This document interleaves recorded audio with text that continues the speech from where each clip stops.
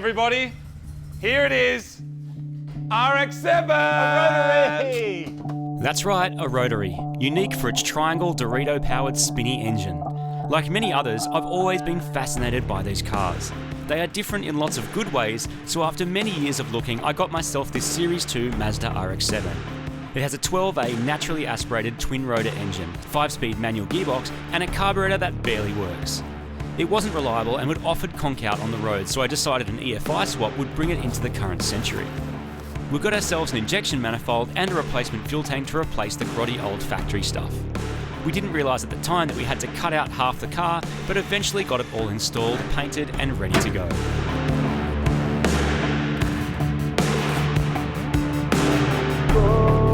Next up was a GFB fuel pressure regulator, Haltech Elite 550 ECU, 4 new coil packs and a wideband oxygen sensor to run it all.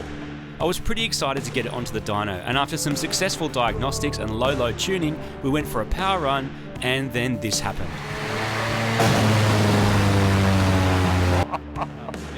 There was a lot of oil and a lot of smoke, and I had to tow the car home and wait it out until I could find some parts to fix the problem. Whoa, that's crazy. We soon worked out that the tail shaft had shut itself and broken the back of the gearbox into 2 pieces. A few weeks later, I found a Series 3 turbo gearbox, which is a nice upgrade, and along with a new tail shaft, will get my car back on the road. So I'm heading over to Super Garage to get the car up on the hoist and pull it to pieces. Helping me today is Paulie, who's a mechanic that works in our new workshop called Super Garage.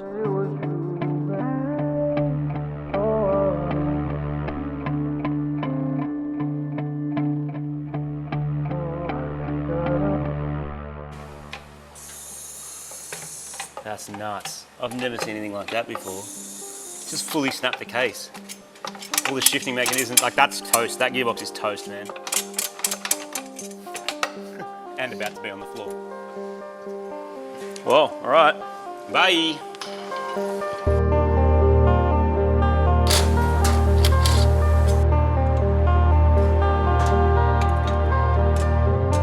All right, so we are going to tidy some of this stuff up out of the way so we can push the car off. Gearbox options, there's a few ways to fix this problem. Our gearbox actually doesn't look damaged. The extension housing is completely ruined, but this is a common thing on RX-7s of this vintage, and a lot of people have gotten out of this problem by just replacing the extension housing. Now there's risks there, like maybe there's some metal debris in the box, maybe that's going to cause more problems, maybe there was a problem with the box, but being that we saw that the uni was completely shattered, and that's most likely where the problem started. I think the gearbox was just an innocent bystander.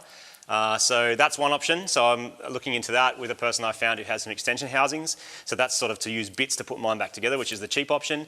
The next option is to buy a reconditioned gearbox. I also found one of them, but that's over $1,000. Some good news is rear main seal is dry, Paulie noticed, and the clutch looks good. So we will just be able to slap a box back in this, but I'm also going to need a tail shaft. So now the question is, do you buy a second-hand tail shaft that potentially blows as well, or do you get one made? Now getting one made is going to cost 2 to 3 times a second-hand one, but brand new. So that would mean recode gearbox, brand new tail shaft, or piece together gearbox, second-hand tail shaft. It's the 2 options. So I'm going to work that out, and next time you see this car, we'll be slapping in whatever that is. I got a gearbox. It's a freshly reconditioned box. It came out of Melbourne.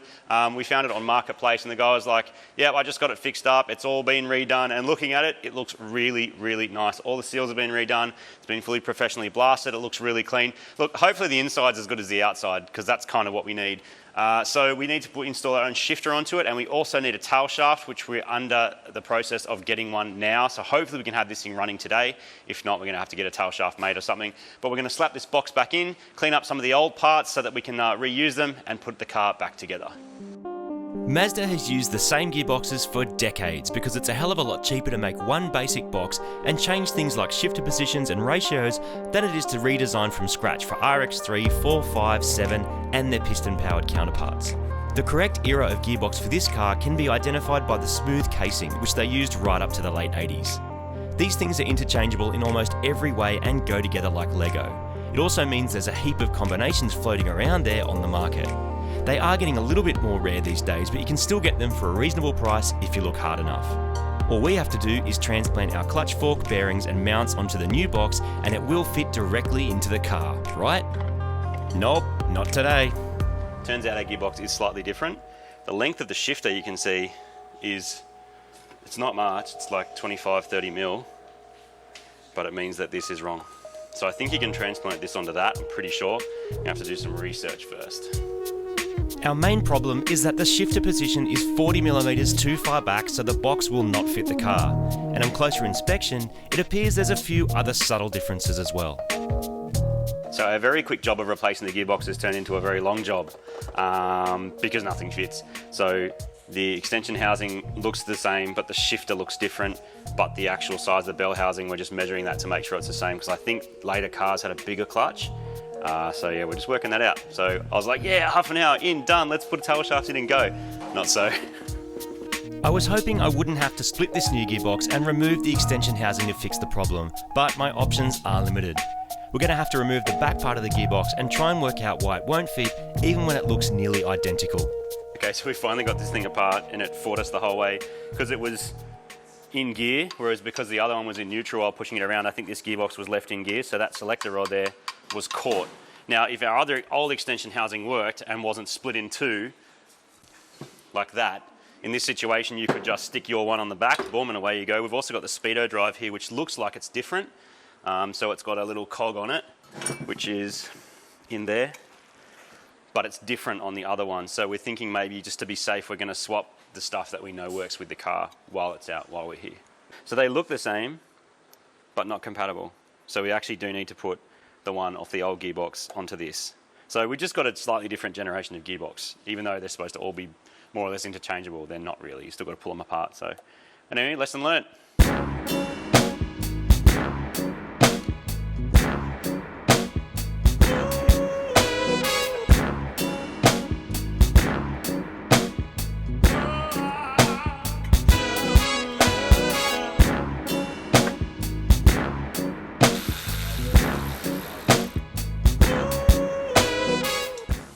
So our freshly rebuilt gearbox, it's not a rebuild, we just had to change some stuff, is now ready to try and put back into the car.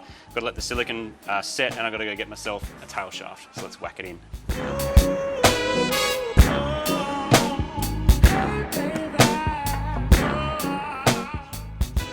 That went straight in, because last time the shifter was clashing and it wouldn't go. That was so easy. Maybe too easy. Maybe our day is not over yet. I'm going to go get a tail shaft now and then bring that back, let the Celestic dry, fill it full of fluid, tail shaft on, lap of the block, I hope. I have old tail shaft and new tail shaft. Now I'm glad I took it because there's a few different versions of this and we worked out that this is the version I need. So hopefully the uni's on this hole together. Eventually we might actually build like a custom tail shaft for this just because it's cool and fun, and these are really old and flogged. But this one looks okay. The unis move around all right. That one can go in the bin. By bin I mean scrap metal recycling. And this one can go, please fit, please fit, please fit, please fit. Yes, go, yes. You're gonna fit. You're definitely gonna fit, aren't you? Yeah, like, doesn't feel like you're gonna fit, but you're gonna fit. Or is your spline gonna be different? That's gonna go. Yes, yes. Success, complete success. Yes, just like that. Oh, the handbrake's on, great. Can't move it. The gearbox mount hole spacing is narrower on the new gearbox, so we're slotting the mount to make it fit. Now the tail shaft can be rotated and bolted on. Next, after checking the diff oil, I'm going to fill the gearbox using some Castrol GL4 spec gear oil using this mad turkey baster thing I got at Super Cheap Auto.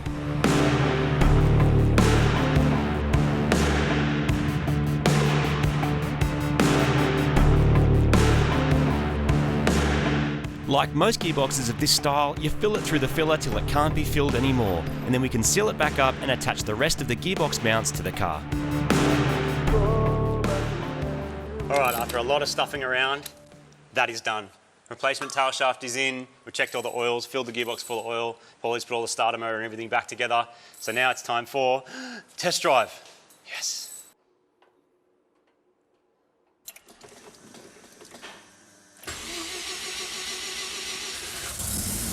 Hey, we're back. It shifts. Doesn't feel amazing, but it's also old gearbox. We're not going to know till we try. And it's going to move. Yeah, cool. We're back in business. Awesome.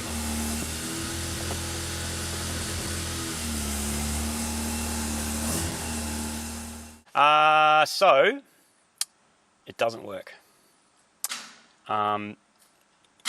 What's caused it is the mix and match we've had to do with the gearbox, because the gearbox is not actually a bolt into this car. Could be two reasons. One, the car doesn't have the Series 2 driveline that it's expected to have, or two, that gearbox is not exactly what it was described, or the mods we had to do to make it fit this car mean that it doesn't select properly, which is what it feels like at the moment, because I can find reverse and fifth really easily, second and third kind of, first hardly at all. But if the weirdest thing is if I'm in neutral and the clutch up, the car moves. So something is wrong. So I'm not driving it today, and probably not in this episode, because this is probably already quite lengthy. So I'm gonna have to work it out and then give you a little update when we figure it out. Just got to drain the oil so we can stand the box up on the bench. The oil is fresh, brand new, so we're going to use a clean drain pan to recycle it. And yep, this means I have to redo everything we just did, try and fix the box and put it all back together again. Box is out of the car, so me and Paulie managed to get it out. We actually realised that we got caught on an exhaust mount that wasn't there on the other one because it was broken, smashed in half. And the theory is of why this is not shifting. Now I know anyone who knows RX7 boxes, or RX7s in general, is going to be like already slapping their head going, yeah, but I knew that was a Series 4 box as soon as I saw this vent and that inspection hole and a bunch of other stuff that we just had no idea it was different. My understanding was all smooth boxes were essentially the same. Some smooth boxes apparently have a rib that goes this way, and then Series 5 has like a totally different center bit, but the center bit looks different on most of them. This is a bit different, and in our case also the back is a bit different. What's definitely not happening is it's not shifting properly. So the shifter's back in, we can find fifth, you can even hear it, we can find reverse, fourth kind of, second kind of, so something is going on here with the shift forks. Now there's a couple of possibilities. My theory is that when I put this extension housing back on, I didn't have the shifting lever engaged properly on the forks, but you've also heard that there's other problems that happen with this. Yeah, so what I found was some guys, they've had an issue with when they redo the box, there's like little shims and things, and some of the bearings press up against each other and it works fine, and then when they're driving, as you're changing gears, whatever, everything shifts and then locks up and does the same thing. So in other words, there's pressure on the shafts inside, and then they lock up against each other. So you can't pick the right gear. So it's weird that we have some gears but not others. So it's either we're not shifting them properly and it's not meshing right, or potentially this rebuild hasn't worked. And probably hasn't been tested. If it's a freshly rebuilt box, it probably hasn't been tested. So chances are it's something that we've done here, but it is possible if we try and get all this apart and put it back together and make sure it's all right. It's still not shifting, box in the bin, and we're going to reuse our Series 2 one. Yeah, lift it up again. Okay, hang on. Where's that torch? So it is engaged. It's engaged like in all three forks. So what I was worried about is that one of these forks, which controls the gears, was incorrect, as in when you try and grab first gear, you just can't. There's second and third, there's reverse and fifth. For example, I don't know exactly that's how it works, but potentially one of these rods is not shifting correctly, because actually our shifter's in the right spot, and it makes sense now when we put it in that you sort of had to get the box down and rotate it with the box in neutral. So that's kind of the only way it can go. So now I think we'll pull the extension housing off and just see if we can manually actuate this and just see what gear it goes into. So we have the Series 4 box and my original gearbox next to each other. They do look basically the same. This one's filthy, that one's not. This looks rebuilt, that doesn't.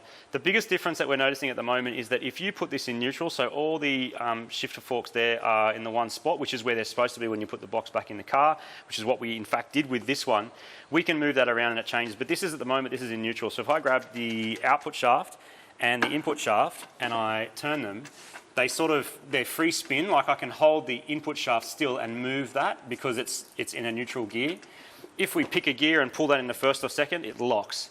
This one is in neutral at the moment, but it is locked together, so it's actually in gear. I don't know what gear, but it's in gear, so I have a feeling something's messed up with the selector forks, because that is, as far as I know, maybe Gearbox people can correct me, that's supposed to be neutral. It's not neutral, so this box doesn't work. So I think we're going to actually have to reinstall the old gearbox just to get the car working and get it underway, because that's a big question mark. I'll speak to the guy that I bought it from. He's been really cool so far, so he said he'd happily take it back.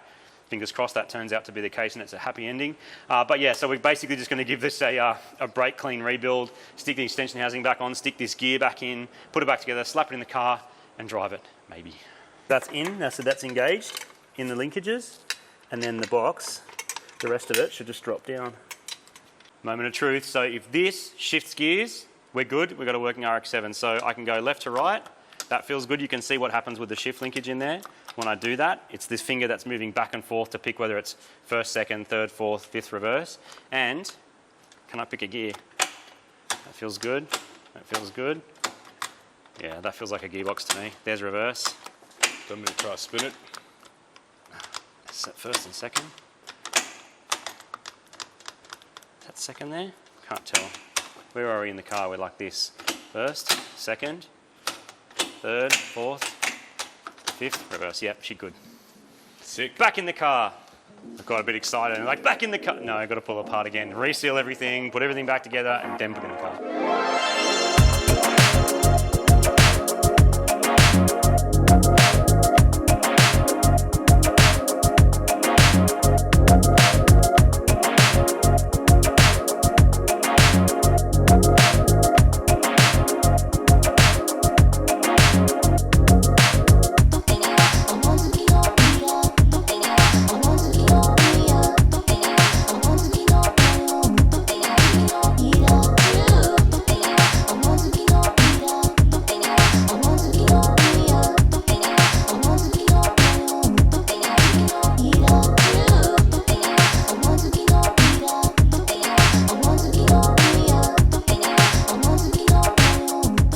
Box is back in. Well, the old gearbox is back in with the new extension housing and a whole bunch of modified stuff to make it work. You've already seen us do this, so we're just gonna go back and watch the bit about bolting the tail shaft back in if you need to see what we're doing next. Well, next time we see you, we're gonna be trying to change gears, actually start it and drive it. When the gearbox blew up on the car, I wasn't sure exactly how long it would be off the road for, so I called Shannon's Insurance and changed it to laid up cover. But now it's time to take it back on the road again. I can call and switch it back. Hey mate, I just need to take my car off laid up cover because it works again. Yeah, sure thing. Which one? It's the Dorito Rap Dorts with the chook cooker. Ah, RX7. Too easy. Everything is back together. The old, new old gearbox is now back in place. Feels good. Feels like it shifts. Feels like it works. There's a tail shaft in there that also has unis that work, and the extension housing that's not broken. So we're going to start it. We're up in the air on the hoist just a little bit. I'm going to pick gears. I'm going to hope that those back wheels spin. If the front wheels spin, we've got bigger problems. It's been turned into a Subaru and it's about to blow a head gasket. Here we go. All right, first gear. Clutch up. Are they spinning? Yes, they're spinning. All right, second gear. Third gear. Yep. Fourth gear. Yep. Fifth gear. Oh, dude, we're spinning. We're spinning and the speedo works, which is freaking awesome because it didn't used to. All right, we're going to drop it down the hoist, pick up my mate and go for a drive. It moves under its own power. It moves, finally. Injected action. G'day, mate. Oh, It works. It's still stinky and it's still old, but it's also injected. How's the car though, mate? Finally, dude. Yeah, this is awesome, man. It's great. Oh, the throttle response is awesome, man. I got a speedo that works. It shifts nicely. I mean, you'd hope it would because it's the same box as before after all that. Yeah, that's great. Rebuilt gearbox. It's great, man. How's it feel? Really good. The Good. throttle is so nice, like that injection stuff. Yeah. It's just so responsive. The rest of the car still feels old, like, Yeah. you know, but now like I can just wind on like, that's like a millimeter and just goes. It's awesome. It probably great, like man. before it gets a thrash, it needs a retune. Yes. But it's tuned well enough to cruise around. Yeah, that's really cool, man. Which is cool as. Good job. I'm living my best rotary life, people. I'm dealing with broken stuff, breaking stuff on dynos with a whopping 80-something kilowatts. And yeah, now the gearbox has been in and out more times than I care to remember, but now it works and it drives. Buying things secondhand off the net that don't work or don't fit can be frustrating. Yes. Sometimes people do it deliberately. Other times it's just because people don't know what they're doing or they don't know what it is that they're selling, and that's not their fault. Yeah. But this time, unfortunately, it was a bit longer fairy tale than it needed to be. You just don't know. What I think happened in this case is potentially a reconditioned box was sold to the guy I bought it from, told it was one thing, and then sold it on, put it back together. But turned out to be from a completely different car, so there's only able to actually use one part of the whole gearbox, and he did say he'd take it back, so good on him. But the space is working great, so of course most of this work was all done here in Super Garage, which is our new workshop. And if you want to check out the Super Garage website, you can check that out at supergarage.com.au. There's t-shirts on there, you'll be one of the first people to get them. And we've got some other stuff coming as well. And what's next for the RX7? Well, it does need to have the tune finished. We'll take you along for that when it happens. Just got to find some time with Scotty to go get it back on the dyno so it's drivable. It drives around okay, but idle's a bit high and it needs its high load and power runs done before it's ready to go.